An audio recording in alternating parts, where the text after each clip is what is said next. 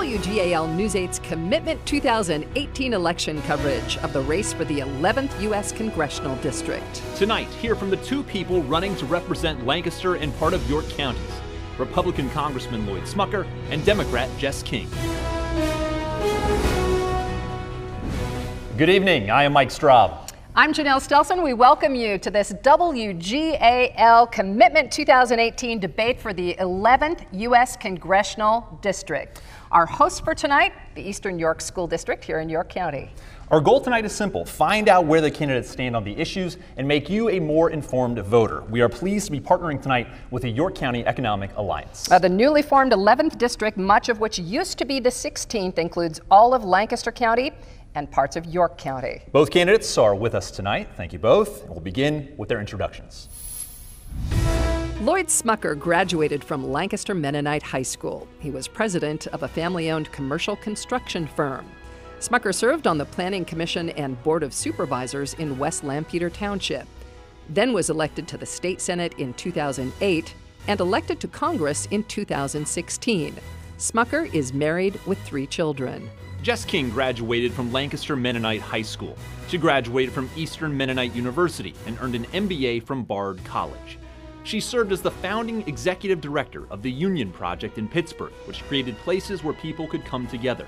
She then moved back to Lancaster and became the executive director of Assets, which creates economic opportunity and builds leaders. King is married with 2 children.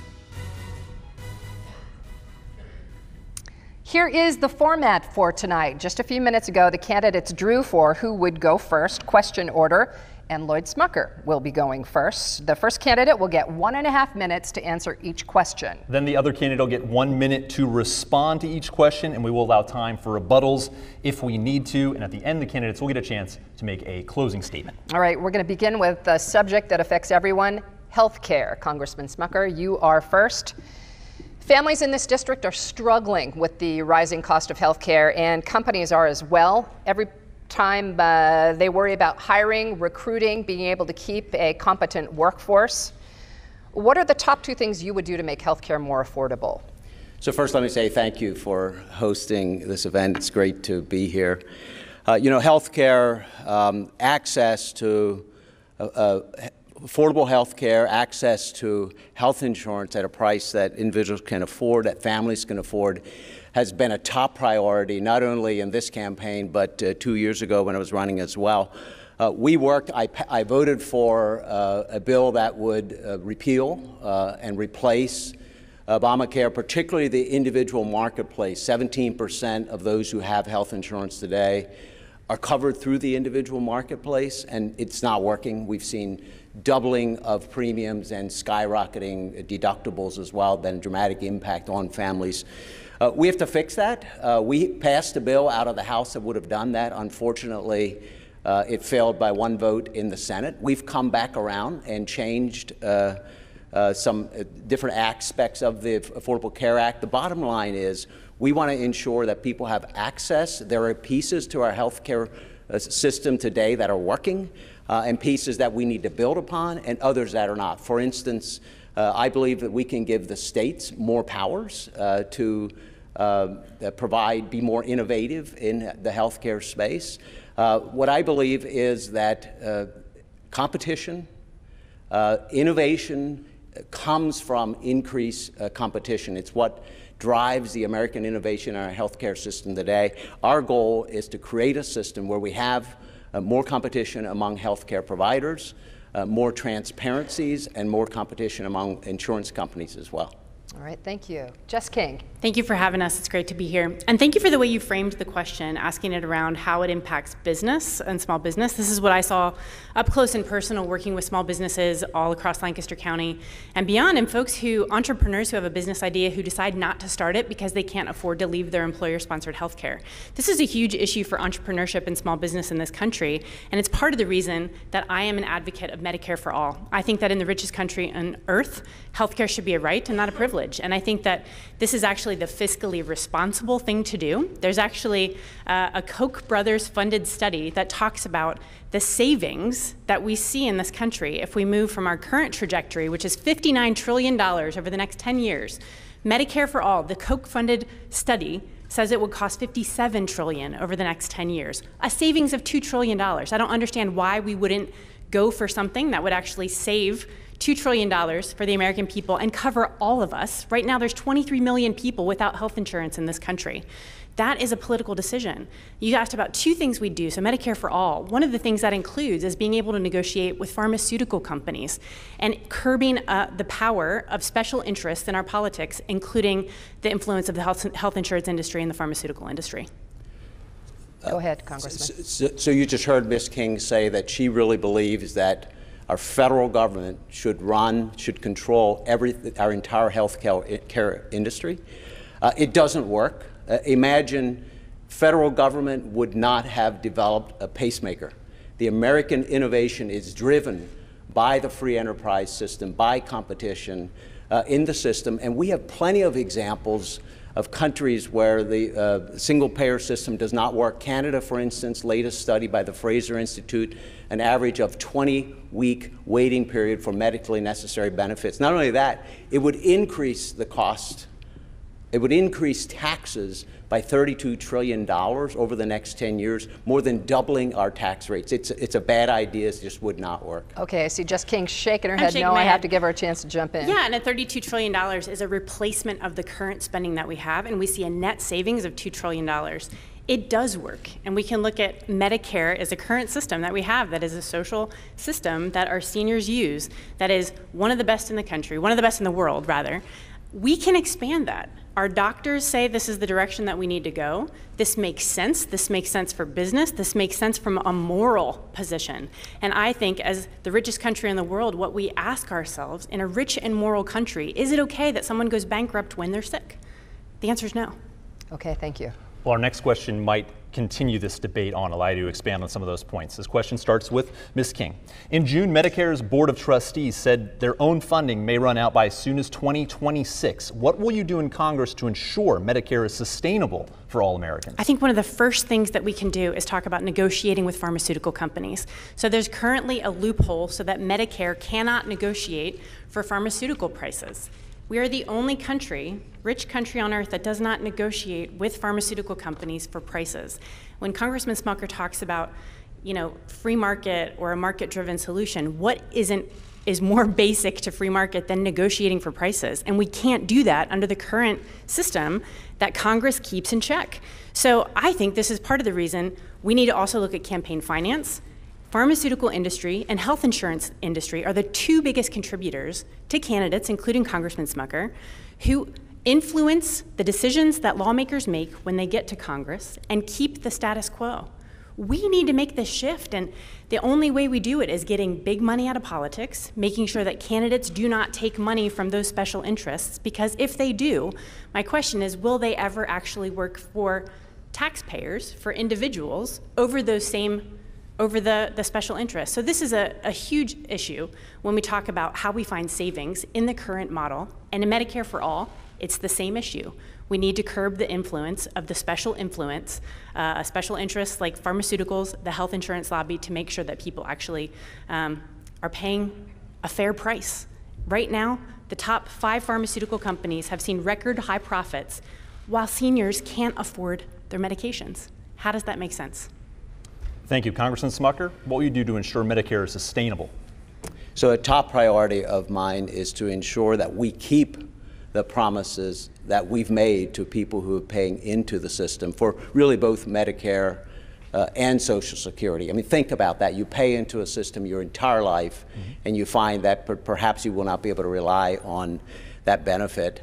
It's critical that we do that. We have worked to ensure that both Social Security and Medicare are kept sound. One of the very first votes that I made upon entering Congress was ensuring that dollars that go into Medicare and Social Security are reserved for those programs, essentially creating a trust fund to ensure those dollars are available when they'll be paid. The fact of the matter is that looking out into the future actuarially, we have to make some changes to the system. If we do those now, we can make some changes that will ensure we can keep those promises for both programs. So it's important that we make this. The longer that we wait to make some of the changes that would, by the way, not affect current retirees in any way, that would not affect someone maybe over the age of 50, we can make changes that will make the system sound and ensure that we can keep those promises.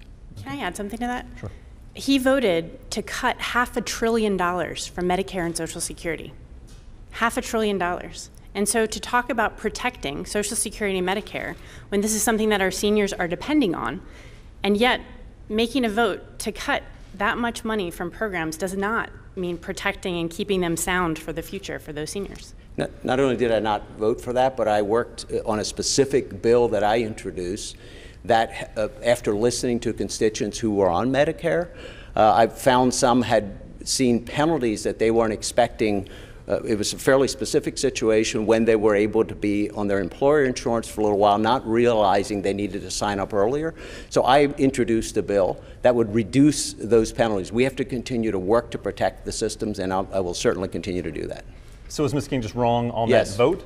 That is incorrect. We have it on video footage, him agreeing at Budget Committee on the budget, cutting $500 billion from Medicare and Social Security. I voted to protect both Medicare and Social Security.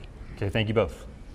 Okay, moving along, we are going to talk about tariffs. Congressman Smucker, you are first. Industries and farmers across the state have voiced concerns about President Trump's tariffs. In fact, here in York County, Harley-Davidson says the tariffs forced it to move some of its production overseas. Do you agree with the president's tariffs, and what action would you take?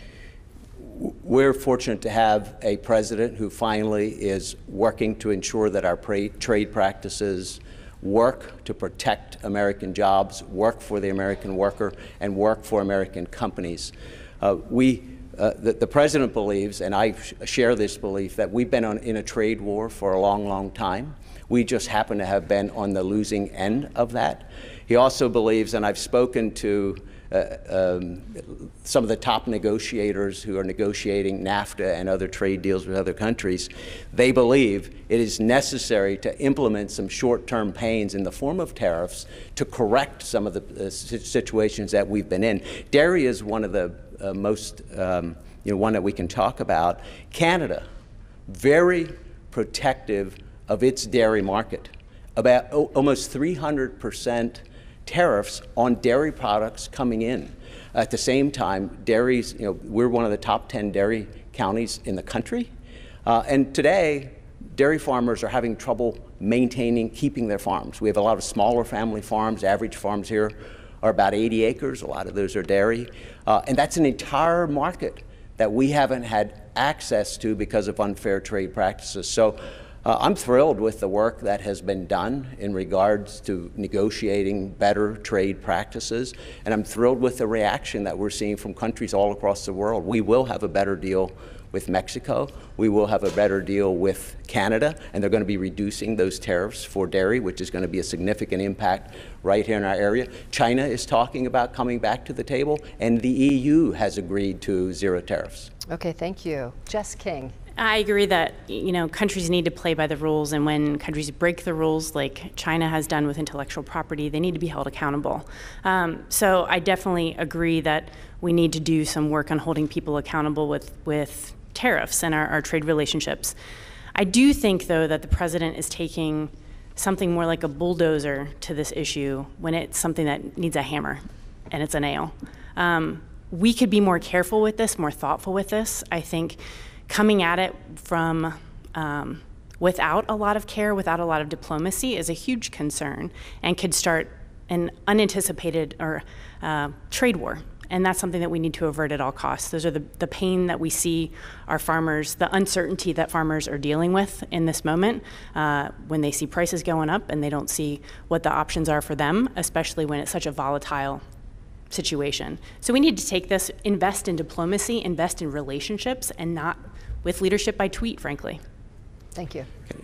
Sure. So I've had a lot of conversation with farmers and with manufacturers across the district, and even manufacturers who rely heavily on steel and on aluminum. We have a lot of them here. And they support what the president's doing. Even if it means some short-term pain for their particular company. What they do want to see ultimately is stability. So they want to know what the rules are, but they're supportive of what this president is doing. They do think that it will ultimately result in a better deal for them. But what about Harley, a proud American company? I mean, that really means something. And they felt as if they were forced. You know, it costs a lot to move your production overseas. Yeah, so I think there were a number of factors that have gone into that. At the end of the day, I think our trade practices will encourage, just as our tax bill is encouraging more jobs creation right here, more manufacturing here, those trade policies, once we have free and open trade, will do the same as well. And at the same time, allow a rebuilding of the steel and aluminum industries right here. Okay, quickly, Jess, anything? I just think, you know, we'll see how this plays out. I think one of the good things with the renegotiated NAFTA is seeing some of the opportunities for our dairy farmers in particular, as he mentioned. That's a good thing, and I think what we need to see is how this plays out in the long term and invest more in the relationships with our partners without coming at it from a volatile place. Okay, thank you. This question begins with Ms. King. Racial incidents at a York County Golf Club and York County Technical High School made national headlines. There are calls within this district for inclusion and more open dialogue. What will you do to promote racial understanding? That's a great question. I was really pleased to see that one of the women that was on the golf course in York was recently appointed the new mayor of Hanover. So that was encouraging, and I know a lot of folks in York County were really pleased to see that development and to see the first African-American mayor in Hanover, woman mayor. So that's a really great movement, and I think speaks to one of the things that gets at this is representation and making sure that people of color are at the table. I saw this in our economy, in wanting to support more women and men of color in our community as entrepreneurs and small business owners to have a better shot to get to parity in business ownership. That feels like a really important thing around economic opportunity. I think that's around elected office and seeing more people step up and run for office and support that. Lancaster City has led the way, now has probably the most diverse city council in our history and one of the most diverse in the state. That's a real win, and I think we need to keep moving in that direction to make sure that people of color are supported, encouraged, and seen, but also that the issues of systemic racism in this country, frankly, are dealt with, acknowledged, that we acknowledge parts of our history that have been inequitable, and that we make sure that we do everything we can to fix those things. One of the things that has really inspired me just as a part of my story, and I think we could talk about this all night, there's so many things we could do, but I learned a lot about economic development through the issue of redlining, the history that we had in the financial sector in this country that kept people of color from being able to purchase homes in cities across this country, that created an unequal playing field. Those are things that we can then step into and make sure that we're addressing to create equity. Thank you. Congressman, what can be done to promote racial understanding? So many people are surprised when you think of our area of Pennsylvania, Lancaster County, York County. They may think of the Amish, they think of the farmland, but they're surprised when they visit here to find how diverse we are. And it's a great community to represent for precisely that reason. The old 16th district, which included some of Reading, was the 10th highest Latino population in any district across the country. So people, again, are surprised with that. And we are a welcoming community. I think we respect differences, and that makes us a better place. We just simply can't tolerate any instances of racism or treating people in a different way because of what race they may be or whoever they may be. It's just not something that we can do. I will say this, though, we have created in the last 2 years more opportunity for people of color, in fact, for people everywhere across the country than we've seen in a long, long time. And I'm talking about an economy that is creating jobs. We have an economy now that there are more than 7 million job openings, the first we've ever seen that. More job openings than there are people available, but it's affecting people of color as well. Not only do we have the lowest unemployment rate in 50 years, we have the lowest unemployment ever for African Americans, the lowest unemployment ever for Hispanics. And so I'm really, really proud of the opportunity that we've created for people all across the district. Thank you both. We're going to take a quick break. We will have more questions for the candidates when we come right back.